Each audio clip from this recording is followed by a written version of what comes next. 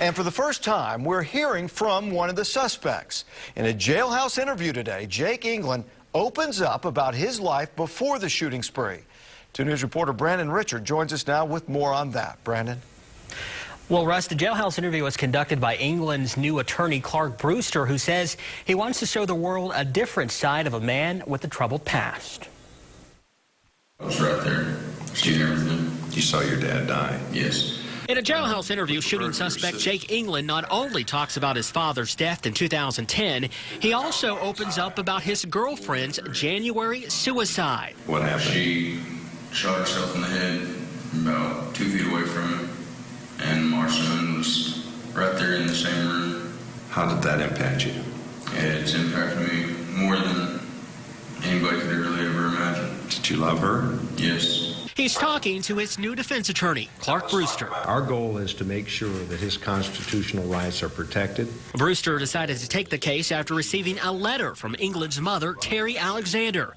Alexander is serving a prison sentence for arson. She admits her son didn't have the best set of circumstances to prepare him for these burdens and says Jake's lost the will to live, so she must have the will for him to go on and to fight for his life. We felt a tremendous need to step up after we received that letter from the mother. In the jailhouse interview, England says he took medication to help him cope with bad thoughts and explains why he used a racial slur on his Facebook page. It was just to express the way I was upset about the guy that shot my dad.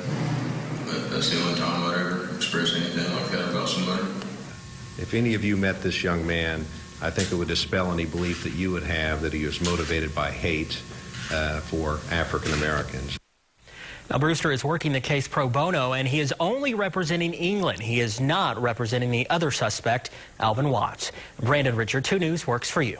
All right, Brandon, thanks. Now for the other side. Civil rights leader Reverend Jesse Jackson says there's no doubt in his mind that the shootings were racially motivated. He's hosting 2 rallies this weekend to address race relations here in Tulsa. Are the racial tensions in Tulsa? Reverend Jackson says that Oklahoma's penalty for a hate crime should be a felony, not a misdemeanor as it stands now. This is a first down, not a touchdown. This is a charge, not a conviction.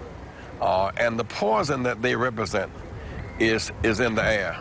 And we must all close ranks, white and black alike, and end this growth of terrorism.